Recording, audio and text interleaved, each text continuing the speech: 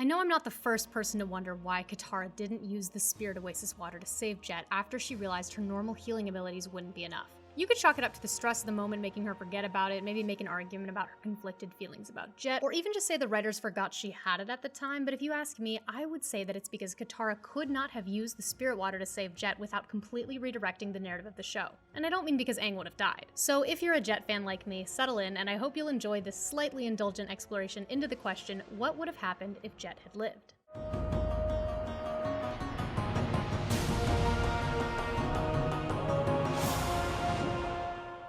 I want to go out of my way here at the beginning to explicitly state that this hypothetical depends specifically on Katara using the spirit water on Jet after he's fatally hurt by Long Feng. If Jet had miraculously survived by other means, this whole thought experiment would be irrelevant, and he could just slink away to lick his wounds out of the way of the greater narrative. But that's exactly why Katara couldn't save him, because healing Jet with the spirit water would have turned his character's relevance completely on its head.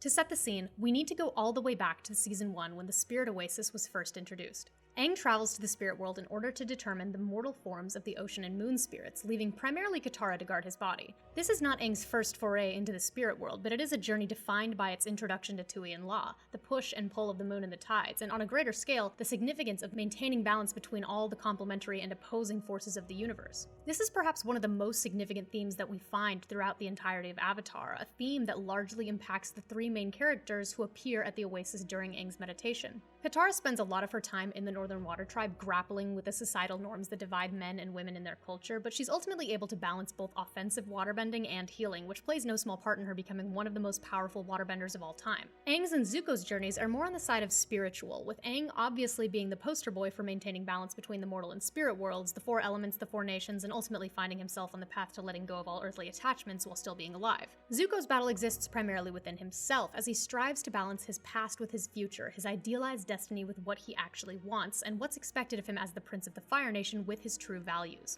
Aang, Katara, and Zuko all in some way represent this thematic push and pull of the universe, so it's no mistake that their confrontation occurs at the epicenter of this spiritual and narrative concept. Therefore, at the end of Season 2, it makes sense thematically that Katara introduces the spirit water to both Zuko and Aang, who were not only both present at the Oasis, but were both undergoing their respective spiritual journeys. The specific vial of spirit water that Pakku offers Katara is introduced in the first episode of Season 2, which happens to be titled The Avatar State, and is all about Aang trying to draw out his ultimate power, which ends up being dependent on threatening the lives of those he cares about. This is our first hint that mastering the Avatar State is going to necessitate that Aang learns to let go of his worldly ties, and it's no coincidence that this is the same episode that introduces the Spirit Water. The Spirit Water is representative of restoring balance, and fulfills its narrative purpose in the Season 2 finale when Katara uses it to save Aang's life. Despite literally being a vial of magic healing water that could realistically be used on anyone, the thing preventing its use on just anyone is the narrative significance it possesses. The vial is tied into so many aspects of Avatar's story, and therefore it can only really be used on characters who achieve a similar level of narrative significance.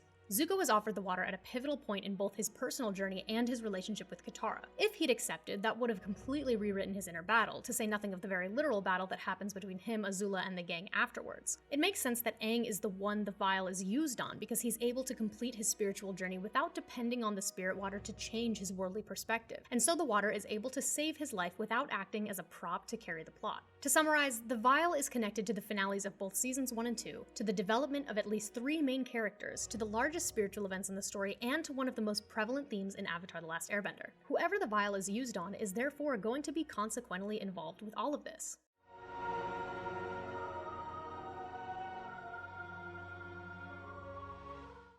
Now let's take a quick look at Jet.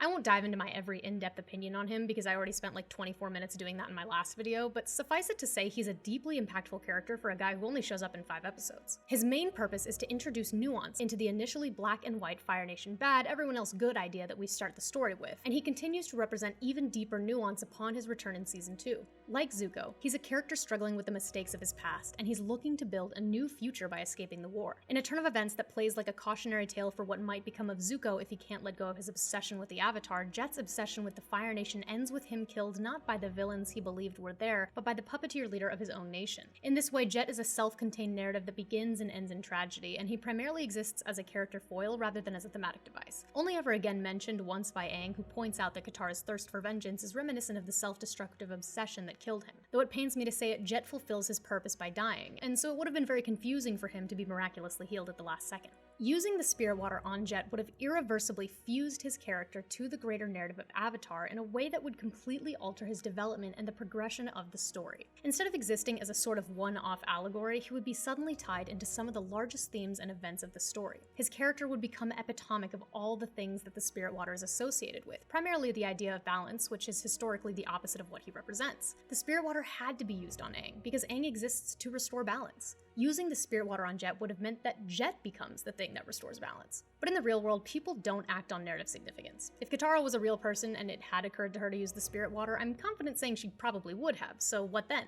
What would have happened if Katara had healed Jet with the spirit water, and what would have had to have happened in order for this to fit the narrative?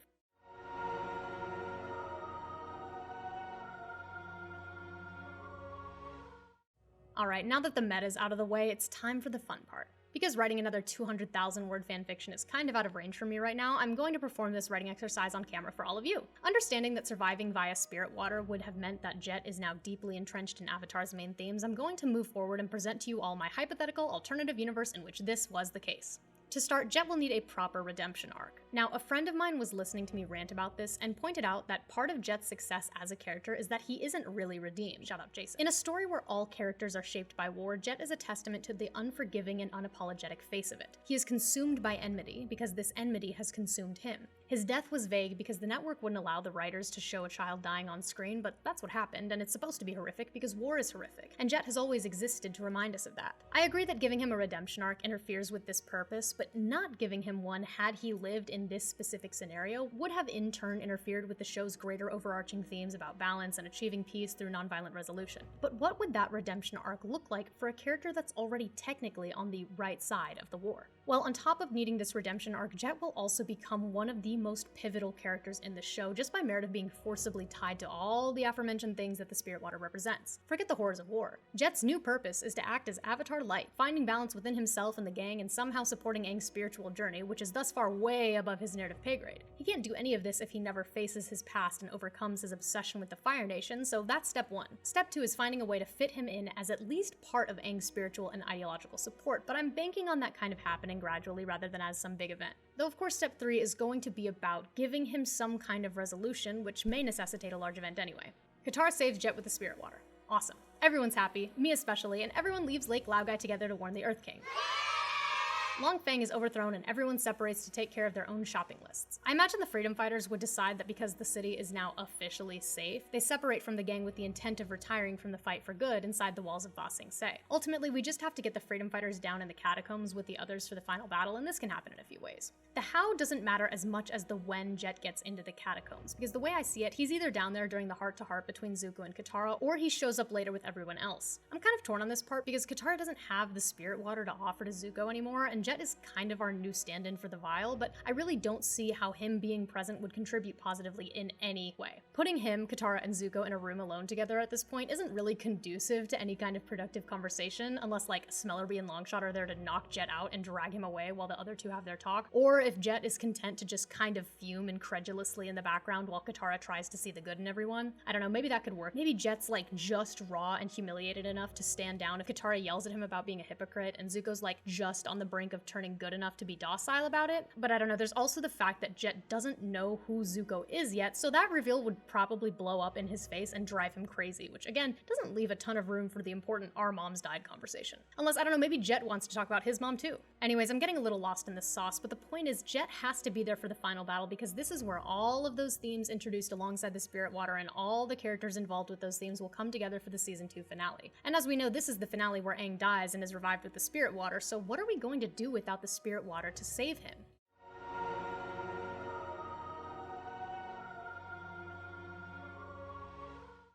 Jet's going to have to become the reason Aang survives. After all, he is our icon of balance now that the spirit water is gone, and fledgling as he is in this role, this is where he kind of has to step it up if he wants to narratively earn that magical healing revival. At the same time, this is his first major task after graduating to such a massive thematic role, so he's not going to do it perfectly, which is fine, because Aang still needs to have that coma for the time skip. I mean, Jet could just jump in the way of the electric blast and die for Aang and wrap this whole video up with a neat little bow, but then what would be the point of saving his life to begin with? By surviving the first time, his continued survival has been deemed crucial to the story, so it wouldn't make sense for Jet to just sacrifice himself here. Somehow, through either physical or representational means, Jet needs to prevent Azula's final attack from killing Aang while also not dying himself. This will probably tie into Aang's spiritual development with the Guru. Aang is killed when he finally tries to let go of his earthly attachments, especially Katara, who ends up being the one to save him in canon. And there's something to be said about how the same attachment he was trying to leave behind was the one that brought him back to life, which I of course think was an extremely intentional point about literally keeping Aang tethered to Earth, but I digress, because Katara can't save him anymore. Not like that, at least. Now Jet is our ace up the sleeve.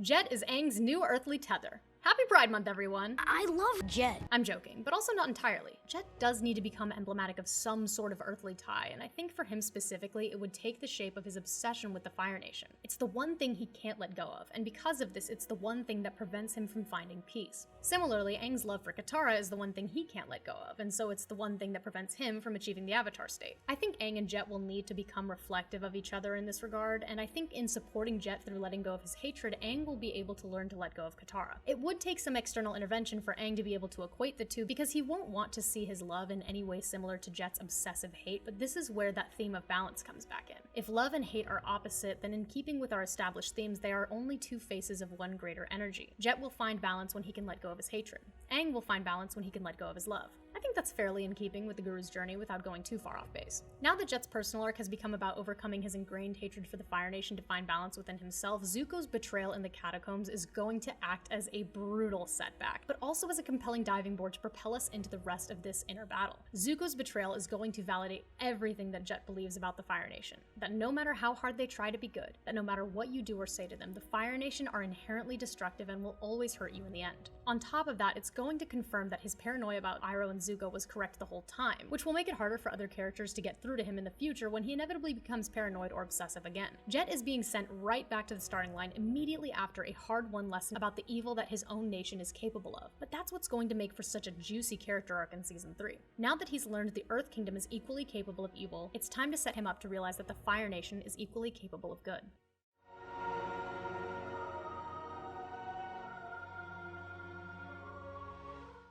After Aang barely survives the Season 2 finale, however it happens, Jet and the Freedom Fighters will have to join the gang on their escape from Ba Sing Se. Beyond their newfound narrative significance, it just wouldn't make sense for them to stay in the city when their whole point for being there in the first place was to put the war behind them. Jet, Smellery, and Longshot are now faced with the same question they would have faced after the dam incident. Do we keep fighting after all the mistakes we've made, or do we retire from the front lines and try to build a better life for ourselves? And at that critical point, in a perfect full circle moment, who should they run into but Pipsqueak and the Duke?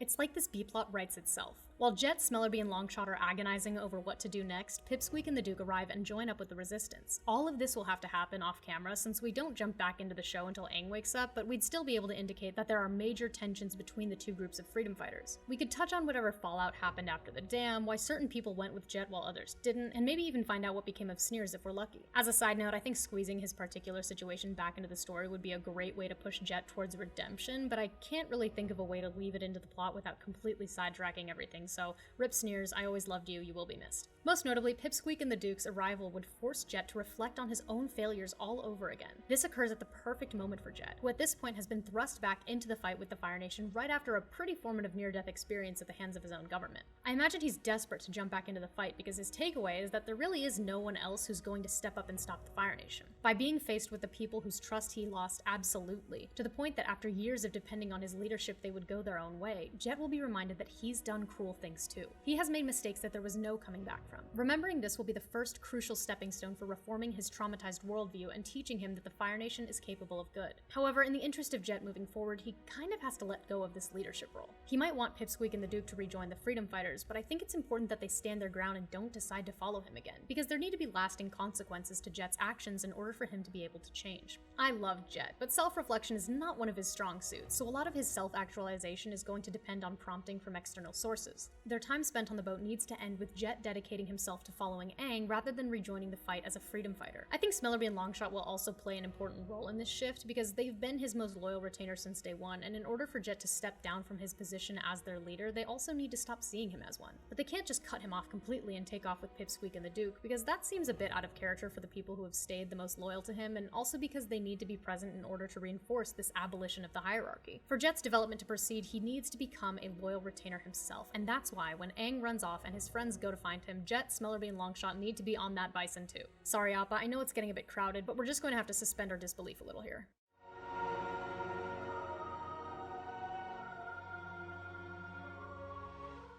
Oh my god, taking this boy anywhere is going to be impossible, but at the same time, I'm having so much fun thinking about it. Trying to hide out in the Fire Nation with Jet would be such a nightmare. Smellerbee and Longshot are going to babysit his ass so hard during the headband. There's no way he's even allowed to leave the cave, and Toph is either gonna have to seal him up with Appa during the party, or he's going to have to get really okay with a lot of things really fast. I do think the party would be a great first opportunity for Jet to catch a glimpse of the humanity of the Fire Nation, but I also think it would be a very difficult cognitive dissonance for him to experience. Smellerbee and Longshot would struggle too to a lesser degree, but I think they would be better at prioritizing their cover than Jet because they haven't really exhibited the same kind of paranoid trauma response that always gets Jet into trouble. Seeing them struggle but still make the effort would be important for Jet because he trusts them to be on the same page as him about the Fire Nation's evil nature, whereas the rest of the gang might have a harder time convincing him because they historically have not always seen eye to eye. The party would be a great way to introduce Jet to the idea that the people in the Fire Nation aren't that different from him, which is the purpose of the episode anyway, but the Painted Lady is where we would really see that viewpoint shift.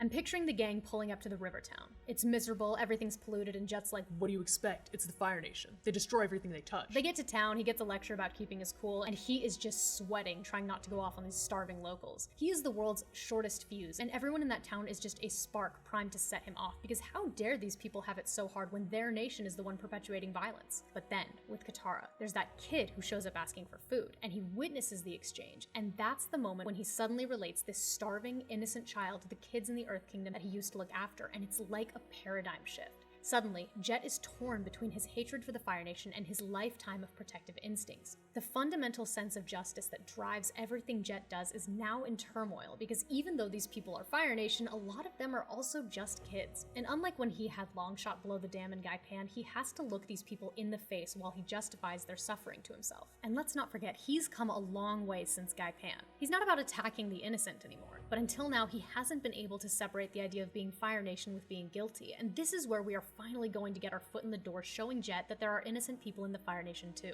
In this universe where Jet lives, the Painted Lady does so much heavy lifting to show Jet that it's not the nation that's evil, it's the war, and this is where he's finally able to start himself on the path to achieving balance. The next significant development on this front comes when Aang reveals the story of Sozin and Roku and uses this to explain that anyone is capable of good and evil. Although Jet's been marinating in his newfound empathy for the Fire Nation's citizens, he's nowhere near the point of letting go of his hatred for the people who aren't so innocent, so he will be the hardest sell when Aang tries to preach about nonviolence. It's like these people are born bad. That's right. No, that's wrong. Maybe you've forgotten about how the Fire Nation left us all homeless? How they wiped out all the people we loved? Their story proves anyone's capable of great good and great evil. He's Fire Nation! Putting the two of them at odds over this idea reminds us once again that they are opposing sides of the same coin, and they will be important influences on each other when it comes to resolving their respective spiritual conflicts.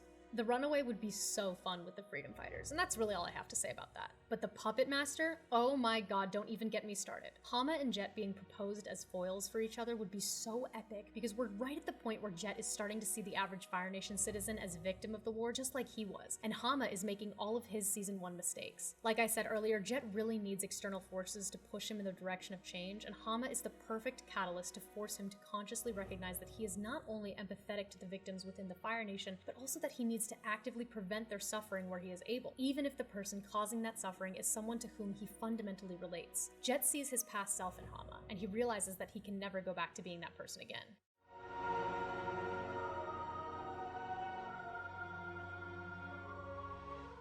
Jet would take the loss at the Fire Nation capital so hard, and Pipsqueak staying behind would just be insult to injury. Now, I can totally picture Jet insisting that he stays behind with the adults and citing some kind of "I'm the leader, I need to take the fall" quip that makes Smellerby and Longshot leave him, but we can't afford to remove him from the narrative just yet. So whether they drag him along against his will, or someone is able to get through to him by saying something to the effect of, "It's too early for you to bow out of the fight after how far you've come." And it's also probably either Pipsqueak who acknowledges the progress Jet has made, or Hakoda who doesn't want to see a teenager go to Fire Nation War Prison, Jet and crew end up joining the gang once again on their escape with Appa. And once again, we are suspending our disbelief on how many people Appa can carry. Traumas are running raw, and feelings are running high by the time we get to the Western Air Temple, all just in time for— Hello, Zuko here. Jet is obviously not going to handle Zuko's arrival well. He's Fire Nation. And if this is their only option for Aang to learn firebending, he's probably going to suggest they just forget about learning firebending altogether. Now, no matter how far Jet has come reforming his views on the Fire Nation, he's still gonna fall back into bad habits and deeply ingrained biases at times, so I think it would be interesting for him to be against Aang learning firebending, not just because of Zuko, but because he sees firebending itself as this corruptive force. Ultimately, I think the gang would be able to overrule him with the argument that not knowing firebending would get Aang killed in a fight with the Fire Lord, but it's still something Jet has to wrestle with. The one thing he can't reconcile is letting a firebender, specifically the Prince of the Fire Nation who has betrayed all of them multiple times, into the group to be that firebending teacher.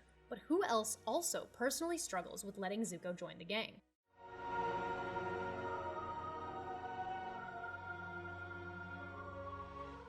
Jet's survival introduces an interesting dynamic into the conflict between Katara and Zuko. When Zuko betrays the gang during the Season 2 finale, Jet's belief that there is no good in the Fire Nation is going to feel validated. Katara, who takes this betrayal personally after the heart-to-heart she had with Zuko, is suddenly standing up against Jet's insufferable "I told you so" energy, which would complicate things because she can't just turn around and validate Jet further when she's always been against his extremist views. While Jet is on his journey to realize that the Fire Nation is not inherently evil, Katara is going to be pretty pivotal for encouraging him towards a more nuanced and empathetic mindset. Jet's going to struggle to let go of Zuko's betrayal just like she does, but he'll bring it up earlier on as evidence to support his viewpoint before he's really able to open himself up to humanizing the Fire Nation. Jet doesn't understand how the gang can sympathize with the Fire Nation after what Zuko did, and Katara would point out that Zuko's just one bad person, and Jet would argue that he's the prince, he's one bad person that represents the whole, and it would kind of just get them nowhere. But as they spend time in the Fire Nation, Jet obviously starts to evolve, and by the time Zuko shows up, he's more willing to accept that being Fire Nation doesn't make someone evil, but he's nowhere near the point of forgiving the people who have actually done harm. Jet, Zuko, and Katara become entangled in each other's final major developments. Jet and Katara both hate Zuko, but Katara doesn't want to fully agree with Jet because he's over here making dangerous generalizations about the inherent evils of firebending. But Zuko kind of agrees with Jet because before his experience with Aang and the dragons, Zuko sees firebending as a destructive force sourced in his own rage, which makes it hard for him to contradict Jet and harder for him to earn favor from Katara. All three of them are on this sort of final stage where they need to break down the last remaining barriers in their character development, and they're all somewhat dependent on each other to take that last step. Zuko needs to earn their forgiveness in order to truly find his place as part of Team Avatar and leave behind any attachments to his father. Katara needs to forgive him in order to trust him with Aang's life and in order to move on from the trauma that's haunted her since she was a child. Jet now needs to forgive Zuko and prove to Katara that he has once and for all decided to stop allowing his trauma to influence his decisions in order to fully achieve the inner peace necessitated by his spiritual revival.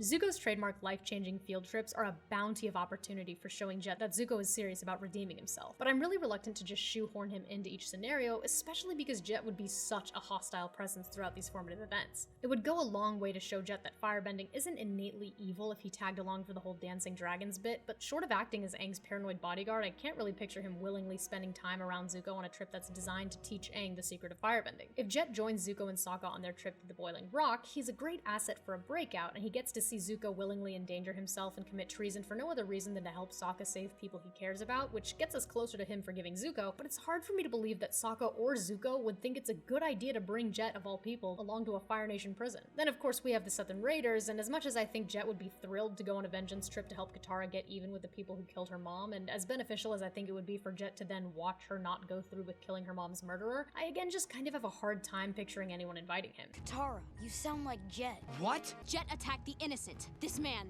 he's a monster. I can respect that. But all 3 of those field trips are so vital for Jet's growth, and we're kind of getting down to the wire here, so I'm proposing that Jet attends at least 2 out of the 3 field trips, specifically Aang's and Sokka's, because I think hearing the details about the Southern Raiders after the fact would be enough for Jet to do some self-reflection. Maybe Jet just kind of decides to attach himself to Zuko out of lingering paranoia and a refusal to trust him with anyone's safety, so despite crew recommendations, he ends up tagging along where he's not wanted and learning valuable lessons about forgiveness as he witnesses the lengths Zuko will go to make up for his mistakes. Now the real question is this: does Jet get his own life-changing field trip with Zuko? As much as I feel like I'm betraying Toph by saying this, it would make sense for him to have one, because Zuko and Jet have been character foils since season 2, and I think some kind of one-on-one situation would be the final nail sealing Jet's character arc and allowing Jet to forgive Zuko and let go of his own trauma. The only problem is that I have no idea what they could do together, short of coming up with something contrived to the point of there was only one bed. So I was kind of at a loss here, wondering what kind of final push we needed for Jet to let go of his trauma. But then I remembered that the Rough Rhinos used to serve under Iroh's command.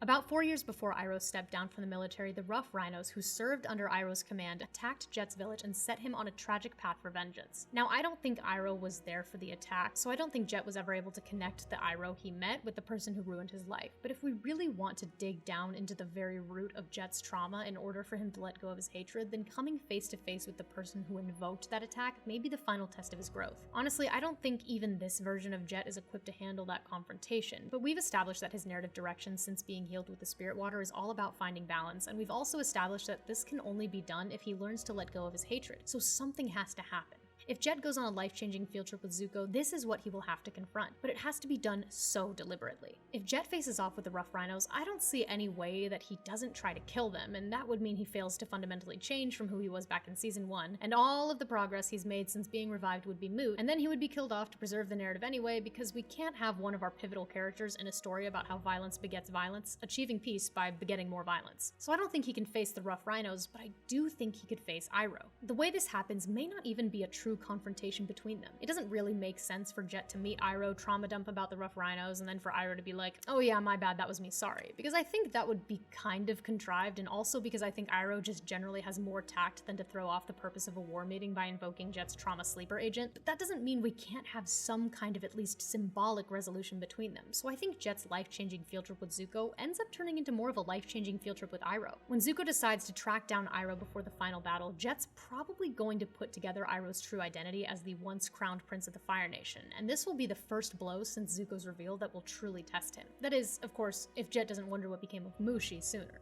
But Jet's come this far with forgiving Zuko, and Iroh didn't betray the gang under Ba Sing Se, so Jet will have a hard time denying that Iroh's really been an ally all along. If Jet does somehow learn that Iroh commanded the attack on his village, then it's going to have to come at the end of a very slow drip of information about Iroh's history and how he lost his son and changed his ways and all that, because otherwise I think Jet would lose it. But even without discovering that connection, it's possible for Iroh and Jet to come together and have some kind of more symbolic communion that results in Jet accepting an apology from Iroh that is perhaps loaded with far more than either of them will ever completely understand. I was still having trouble figuring out what this resolution would actually look like, but then I read this script back to my friend from earlier, shout out Jason Part 2, and it finally clicked. Jet needs to join Iroh as he takes back Ba Sing Se.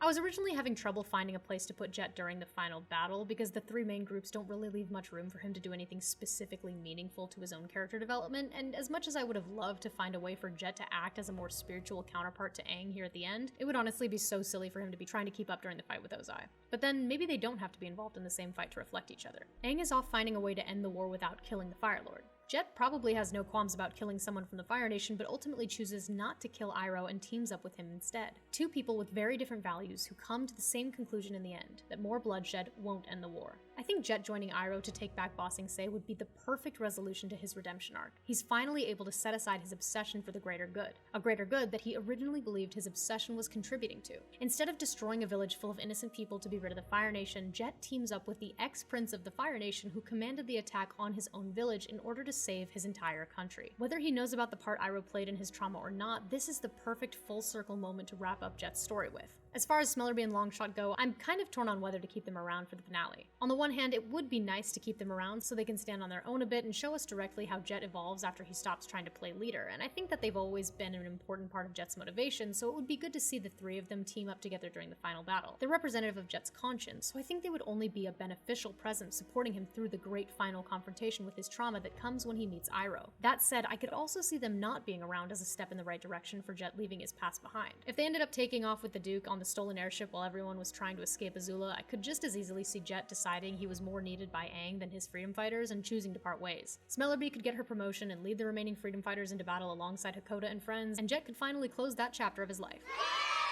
But then, I can't deny that it would feel a little strange to sever him from the Freedom Fighters entirely. After all, when he fought with Long Fang, it was his connection to the Freedom Fighters that broke him free of the brainwashing. Being a Freedom Fighter is just as important to Jet as being free of the Fire Nation, and I don't want to sideline that for the sake of pushing his character towards redemption. If the Freedom Fighters aren't with him during the final battle, though honestly after talking it through here I'm kind of leaning towards keeping them around, then they at least need to reunite after the war. Kind of like Pipsqueak and the Duke, but the whole gang.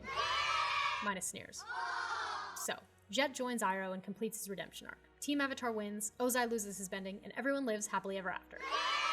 Ultimately, I didn't want to write this hypothetical where Jet's survival completely rewrites how the main events of the story go, because I don't think there's any reason to reinvent the wheel. I just wanted to see if I could reasonably create an alternate timeline in which Jet survives and also becomes a huge part of the story without compromising how the story actually turns out. Did Jet just die? You know, it was really unclear. You helped save my life, Sokka. I'm assuming if you're still here, you're probably at least a little bit of a Jet fan, and you've probably wondered yourself what might have happened if Jet had lived, so I hope this hypothetical journey satiated some kind of curiosity within you, and I hope we can all enjoy this slightly more idealized world where Jet is more than just a cautionary tale. In this universe, Jet's narrative arc concludes with the realization that evil is a choice, not a nature, and with that lesson in hand, Jet is finally free to live.